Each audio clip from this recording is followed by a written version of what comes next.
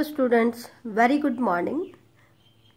आज हम स्टडी करेंगे किंगडम मोनेरा को आगे। तो देखो, कुछ सैप्रोफिटिक बैक्टीरिया के बारे में हम डिस्कस कर रहे थे, उसी को हम आगे कंटिन्यू करेंगे।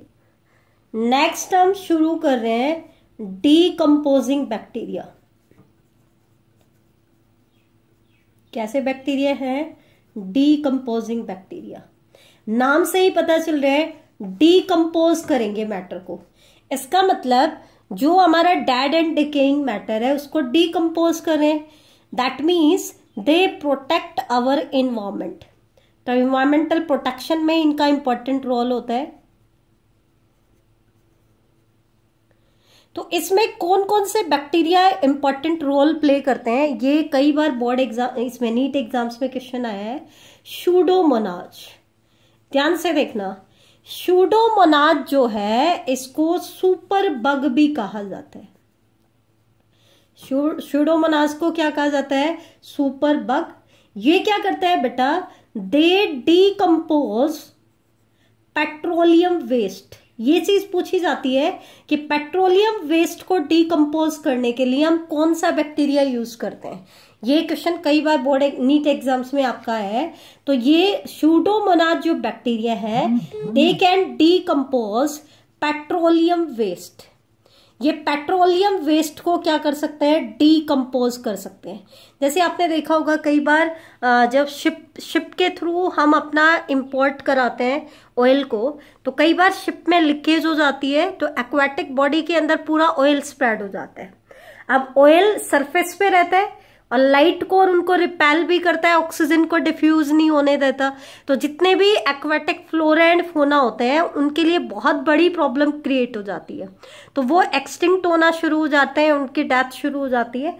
तो उस ऑयल को डिग्रेड कराया जाता है। तो वो कैसे डिग्रेड करा सकते हैं? बैक्टीरिया की हेल्प लेते हैं हम। किसकी हेल्प लेते हैं? बैक्टीरिया की। तो उनमें से एक बैक्टीरिया है सूडोमोनाज। इसको हम सुपर बग भी कहते हैं, बहुत इंपॉर्टेंट है। तो ये जो प्रोसेस होता है पेट्रोलियम वेस्ट को डीकंपोज कराना, इसको हम कहते हैं बायो रेमिडिएशन। क्या कहते हैं बेटा? Bio remediation. That means Pseudomonas जो है उसका बायो रेमिडिएशन में एक स्ट्रॉन्ग इफेक्ट आता है, ठीक है। और even they have the ability to decompose a variety of antibiotics. ये एक वेराइटी ऑफ एंटीबायोटिक्स को भी क्या कर सकती है? डिग्रेड कर सकती है। एक तो हमने कहा पेट्रोलियम वेस्ट को डिकम्पोज कर देगी, एक एंटीबायोटिक्स की भी एक बहुत सारी रेंज है जिनको ये डिग्रेड कर देती है। तो पहला एग्जांपल डीकंपोजिंग बैक्टीरिया में हमने पढ़ा सूडोमोनास। दूसरा एग्जांपल हम पढ़ेंगे बेटा फ्लावोबैक्टीरियम।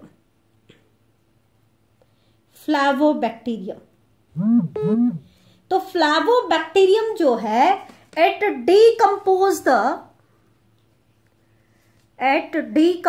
The pesticide. ये पेस्टिसाइड्स को डीकंपोज कर देते हैं। कौन सा पेस्टिसाइड? 2,4-D। 2,4-D क्या होता है बेटा? 2,4-डाइक्लोरोफिनॉक्सी एसिटिक एसिड होता है। ये बेटा एक टाइप का ऑक्सिन हार्मोन होता है, विडिसाइड के तौर पर भी हम इनको यूज करते हैं। तो ये उस केस में एक पेस्टिसाइड का भी काम कर रहे हैं। तो 2,4-डाइक्लोरोफिनॉक्सी एसिटिक एसिड। आपको पता है कि ये केमिकल जो होते हैं अगर ये इनको डीकंपोज ना किया जाए, ठीक है, तो उस केस में ये फूड चेन के अंदर एंटर कर जाते हैं और बायोमैग्निफिकेशन कराते हैं, मतलब हार्मफुल इफेक्ट इनके आते हैं। तो इनको डीकंपोज कराया जाता है विद द हेल्प ऑफ फ्लावोबैक्टीरियम। तो दो एग्जांपल डीकंपोजिंग बैक्टीरिया में अभी तक हमने पढ़े हैं। एक तो क्या पढ़ा है? सूडोमोनास। वो तो किसको डीकंपोज करता है बेटा? एक तो पेट्रोलियम वेस्ट को और दूसरा ए वेराइटी ऑफ एंटीबायोटिक्स को। दूसरा हमने एग्जांपल पढ़ा फ्लावोबैक्टीरियम का, ये पेस्टिसाइड 2,4-D को डीकंपोज करता है। तीसरा एग्जांपल मैं आपको बता रही हूं एसिटोबैक्टर एरोजेंस। ये जो बैक्टीरिया है ये डीकंपोज करता है डीडीटी को। डीडीटी की फुल फॉर्म क्या होती है? Dichloro diphenyl ट्राइक्लोरोइथेन। ट्राइक्लोरोइथेन, ठीक है। तो ये आपका तीसरा एग्जाम्पल है आपका किसका? एसिटोबैक्टर एरोजीन्स का। किसका एग्जाम्पल है? एसिटोबैक्टर एरोजीन्स। और ये किसको डिकम्पोज करता है? डीडीटी को डिकम्पोज करता है। अब नेक्स्ट कैटेगरी आती है बैक्टीरिया की बेटा, पॉल्यूशन इंडिकेटिंग बैक्टीरियाज। ऐसे बैक्टीरियाज जो पॉल्यूशन को इंडिकेट करते हैं, पॉल्यूशन इंडिकेटिंग बैक्टीरियाज। तो पॉल्यूशन इंडिकेटिंग बैक्टीरियाज में सबसे पहला नाम जो आता है ना बेटा, वो ई कोलाई का आता है। क्योंकि मेन जो पॉल्यूशन होता है वाटर के अंदर, वो पॉल्यूशन किसका होता है? एक्सक्रीटा का। और आपको पता है ई कोलाई जो बैक्टीरिया है ये ह्यूमन के इंटेस्टाइन में एज ए सिम्बायोंट रहता है। अब ह्यूमन के इंटेस्टाइन में है तो दैट मीन्स ह्यूमन एक्सक्रीटा में भी प्रेजेंट होगा। तो अगर जो वाटर सैंपल है उसके अंदर ई कोलाई की अमाउंट ज्यादा मिलती है, किसकी अमाउंट ज्यादा मिले? ई कोलाई की। High number of E coli अगर आपको मिलते हैं तो इसका मतलब क्या है कि वो वाटर हाईली पोल्यूटेड है। That means it is not suitable for human use. Highly polluted water है। तो एक तो पॉल्यूशन को कौन इंडिकेट कर रहा है? E coli. कैसे? क्योंकि ई कोलाई ह्यूमन के इंटेस्टाइन में प्रेजेंट होता है तो ह्यूमन के एक्सक्रीटा में भी प्रेजेंट होता है। अगर उस एक्सक्रीटा को डिस्चार्ज किया जाए वाटर बॉडीज में तो ई कोलाई बैक्टीरिया जो है उनका नंबर इंक्रीज होगा वाटर के अंदर। तो जब हम उस वाटर को चेक करते हैं और उसमें ई कोलाई की अमाउंट हाई मिलती है, उसका नंबर हाई मिलता है, इसका मतलब वो वाटर हाईली पोल्यूटेड है। तो इसका मतलब वो ह्यूमन कंजम्पशन के लिए सुटेबल नहीं है। इसके अलावा और कौन कौन से बैक्टीरिया जो पॉल्यूशन को इंडिकेट करते हैं? जैसे कि साल्मोनेला टाइफी। साल्मोनेला टाइफी जो है ये भी बता देते हैं हमें पॉल्यूशन के बारे में कि वाटर पॉल्यूटेड है या नहीं है। इसी तरीके से विब्रियो कॉलरे जो कॉलरा डिजीज कॉज करता है, ये भी पॉल्यूशन इंडिकेटर का काम करता है। साइजेला सिडेंट्रिए, साइजेला डिसेंट्रिए, ये भी पॉल्यूशन इंडिकेटर का काम करता है। लेकिन मेन पॉल्यूशन इंडिकेटर का काम किसने किया है? ई कोलाई ने। किसने किया है बेटा? ई कोलाई ने। ठीक है। अब आती है नेक्स्ट कैटेगरी आपकी बैक्टीरिया की, that is the bacteria that are use for sewage disposal.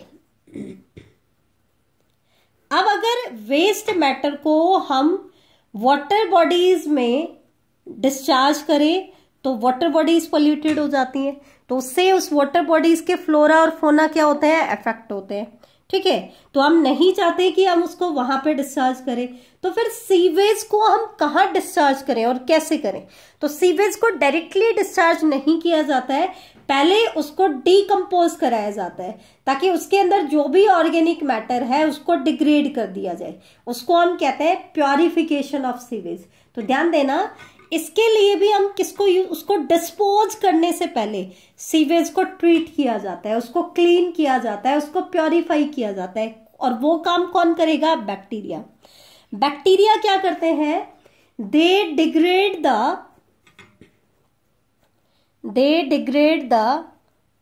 Organic matter, so they purify the sewage। जैसे आपने कुछ सालों पहले सुना होगा, मोदी ने भी शुरू किया था the purity of Ganga water. Ganga action plan हमने बनाया था। तो जो प्योरिटी ऑफ गंगा वाटर है, क्योंकि गंगा हमारी एक पवित्र नदी मानी जाती है, लेकिन बहुत ज्यादा ये पॉल्यूटेड हो गई थी, तो गंगा का प्योरिफिकेशन शुरू किया गया। और मेनली जो बैक्टीरिया यूज किया गया गंगा को प्योरीफाई करने के लिए वो कौन सा बैक्टीरिया है? डैलोविब्रियो बैक्टीरियोवोरस। कौन सा है? मैं नाम लिख रही हूं, डैलोविब्रियो बैक्टीरियोवोरस। ये जो बैक्टीरिया है इसको यूज किया गया गंगा वाटर को प्योरीफाई करने के लिए। वैसे तो और भी बहुत सारे बैक्टीरिया इसके साथ मिक्स करके यूज किए गए, लेकिन मेनली जिसका रोल था वो कौन सा था? डैलोविब्रियो बैक्टीरियोवोरस। ठीक है, ये एक्चुअल में ये बैक्टीरिया कैसा होता है? It can parasitise other gram negative bacteria. तो ये दूसरे ग्राम नेगेटिव बैक्टीरिया के ऊपर एज ए पैरासाइट रहता है, तो उनको क्या करेगा? किल करेगा। तो हमारे वाटर को क्या करेगा? प्योरीफाई करेगा। तो ध्यान देना, प्योरिटी ऑफ गंगा वाटर में जो बैक्टीरिया मेनली यूज होता है वो कौन सा है? डैलोविब्रियो बैक्टीरियोवोरस। ठीक है, तो ये थी इसकी एप्लीकेशन सीवेज डिस्पोजल में। ठीक है, तो ध्यान से देखना बेटा, सीवेज डिस्पोजल में मेनली हम बैक्टीरिया को यूज करते हैं और प्योरिटी ऑफ गंगा वाटर में जो बैक्टीरिया हमने यूज किया है वो है डैलोविब्रियो बैक्टीरियोवोरस। अब नेक्स्ट टॉपिक इसमें आता है सैप्रोफिटिक बैक्टीरिया में ही प्रोडक्शन ऑफ विटामिन्स। कुछ बैक्टीरिया ऐसे होते हैं जो विटामिन की प्रोडक्शन करते हैं, जैसे हमने ई कोलाई पढ़ा, विटामिन के एंड कौन सी विटामिन थी बताओ फटाफट, बोलो भाई। विटामिन के एंड विटामिन B12। कौन सी विटामिन थी? विटामिन के एंड विटामिन B12। इसकी प्रोडक्शन तो कौन करता है? E coli. ठीक है, ई कोलाई कौन सी विटामिन बनाता है? विटामिन के एंड विटामिन B12। इसी तरीके से कुछ और बैक्टीरिया भी हमारे पास है जो अलग अलग टाइप के विटामिन की प्रोडक्शन करते हैं, जैसे कि दूसरे एग्जाम्पल है बैसिलस मैगाथीरियम।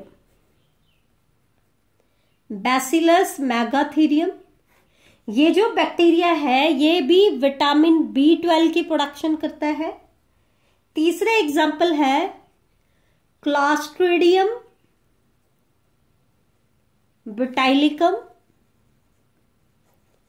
क्लॉस्ट्रिडियम बुटाइलिकम ये जो बैक्टीरिया है ये विटामिन B2 की प्रोडक्शन करता है।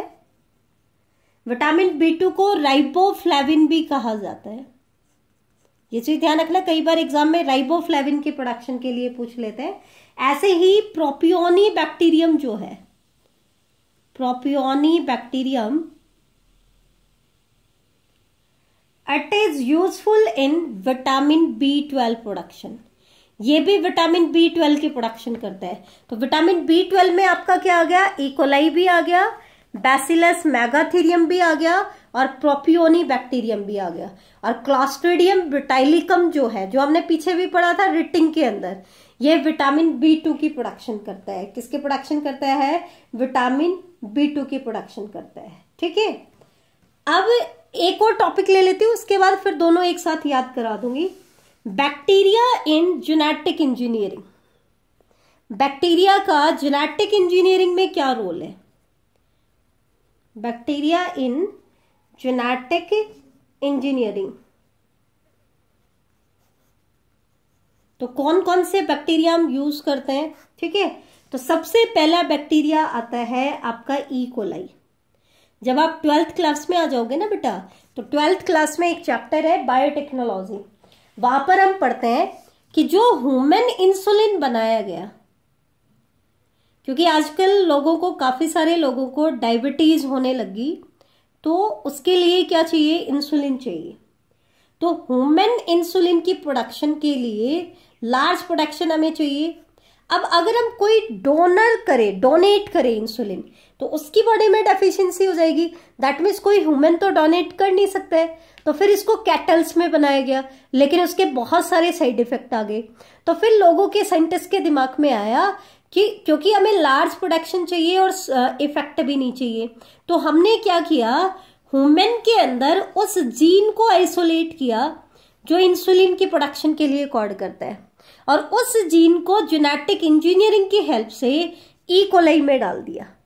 अब इससे क्या फायदा हुआ कि जो वो ह्यूमन इंसुलिन बनाएगा वो बिल्कुल किसके जैसा होगा, ह्यूमन के जैसा, क्योंकि उसके लिए जीन कहां से लिया है, ह्यूमन से ही लिया है। और दूसरा, ई कोलाई लेने का फायदा क्या है, ये प्रोकैरियोटिक है तो लाइफ स्पेन छोटा है और बहुत कम टाइम में ये अपनी मल्टीपल्स ऑफ कॉपी बना लेता है, बहुत हजारों कॉपी बना लेता है। तो दैट मीन्स हमें शॉर्ट टाइम में ज्यादा प्रोडक्टिविटी मिल जाती है। तो ह्यूमन इंसुलिन जो ई कोलाई में प्रोड्यूस किया गया, उसको किस नाम से मार्केट में पब्लिश किया गया, हुमुलिन के नाम से। इंसुलिन नहीं बोला गया उसको, क्या बोला गया, हुमुलिन। हुमुलिन मतलब ह्यूमन इंसुलिन, ठीक है। ये किसके अंदर प्रोड्यूस किया गया था, ई कोलाई के अंदर। एक कंपनी थी वहां पे, एली लिली कंपनी, बायोटेक की एक कंपनी थी, उसने ई कोलाई को, जेनेटिक इंजीनियर्ड ई कोलाई को ह्यूमन इंसुलिन की प्रोडक्शन के लिए यूज किया था। तो एक तो जेनेटिक इंजीनियरिंग में आपका बैक्टीरिया आ गया ई कोलाई, इसको हम यूज करते हैं। दूसरे बैक्टीरिया आता है एग्रोबैक्टीरियम, आपने टीआई प्लाज्मिड में भी पढ़ा था। एग्रोबैक्टीरियम जो बैक्टीरिया है, इसमें हमने पढ़ा था कि इसके अंदर टीआई प्लाज्मिड होता है और उस टीआई प्लाज्मिड में हमने मॉडिफिकेशन कर दी थी। क्या, उसके टीआई प्लाज्मिड में जो टीडीएनए वाला पार्ट था उसको हमने हटा दिया और उसकी जगह पे कोई डिजायर्ड जीन डाल दिया, ठीक है। तो एक चीज ध्यान रखना, ये जो इंजीनियर्ड एग्रोबैक्टीरियम है इसको मेनली यूज किया जाता है क्रॉप इंप्रूवमेंट प्रोग्राम्स में, मतलब क्रॉप वेराइटीज को हमें इंप्रूव करना है। तो जैसे किसी क्रॉप में कोई कैरेक्टर हमें डालना है जो उसके अंदर नहीं है, जैसे मैं यूं कह दूं कि हमारी जो लेग्यूमिनस क्रॉप है वो लाइसिन अमीनो एसिड में रिच नहीं है, तो हम एक ऐसा जीन आइसोलेट कर ले जो लाइसिन की प्रोडक्शन कराता हो और उसको हम किस में डाल देंगे, आपकी जो पर्टिकुलर क्रॉप है उसके अंदर, लेकिन वो डालेंगे किसकी हेल्प से, एग्रोबैक्टीरियम की हेल्प से। कैसे, इसके टीडीएनए की जगह पे वो जीन डाल दो जो लाइसिन की प्रोडक्शन के लिए कोड करता है। फिर बैक्टीरिया को अलाउ कर दो कि वो प्लांट को इन्फेक्ट करे, तो वो क्या करेगा, इस पोर्शन को होस्ट में ट्रांसफर कर देगा। क्या कर देगा, इस पोर्शन को होस्ट में क्या कर देगा बेटा, ट्रांसफर कर देगा, ठीक है। तो ये जो प्रोसेस होता है ये कहलाता है जेनेटिक इंजीनियरिंग, ठीक है। तो एग्रोबैक्टीरियम को यूज किया जाता है क्रॉप वेराइटीज को इंप्रूव करने के लिए, ठीक है। एक और, ये तो था इसके बारे में जेनेटिक इंजीनियरिंग में। एक और बैक्टीरिया है जो हम मेडिसिनल पर्पज के लिए यूज करते हैं, स्ट्रेप्टोकाइनेज। ये सारे आपके 12th में आते हैं तीनों एग्जाम्पल, लेकिन यहाँ +1 का भी पार्ट है। तो it is used as a clot buster for removing clots,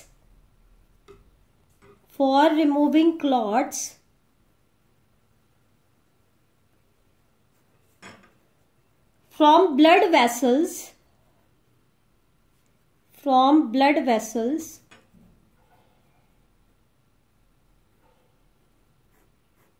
ठीक है।